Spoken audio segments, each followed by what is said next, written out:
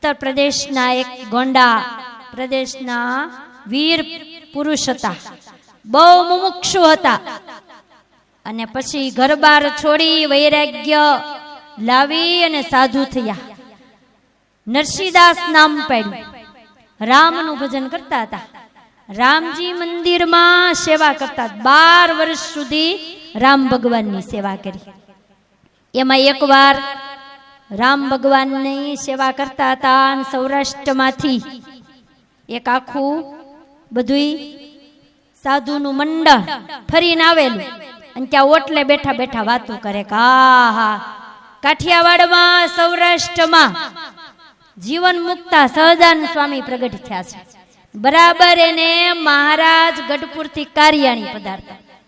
માણકી ઘોડી અશ્વાર હતા અને મહારાજની કેવી અદા હોય, રૂમઝુમ કરતી માણકી ચાલી જતી હોય, હાથમાં સોનાની લગામ ધારણ કરી હોય મહારાજે, અને છોગલું ફરકતું હોય.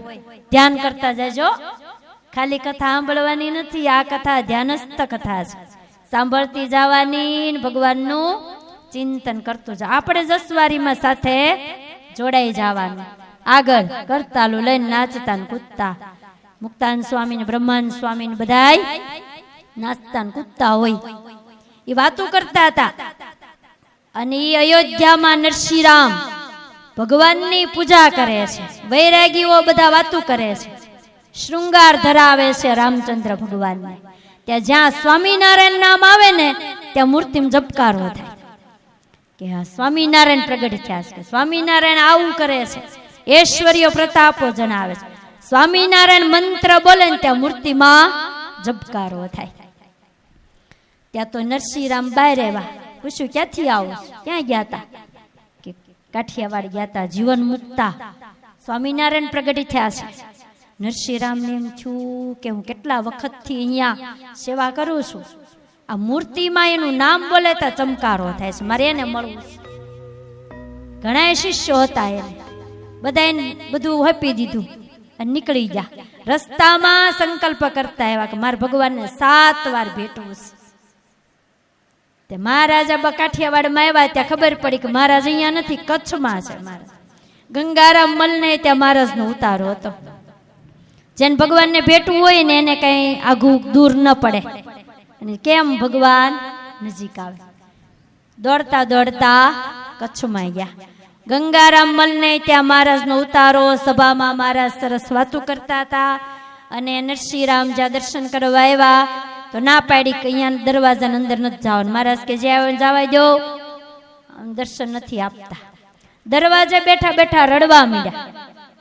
જે આવે ને પગ પકડીને કે મને સ્વામિનારાયણના દર્શન કરાવો, મને ભગવાનના દર્શન કરાવો.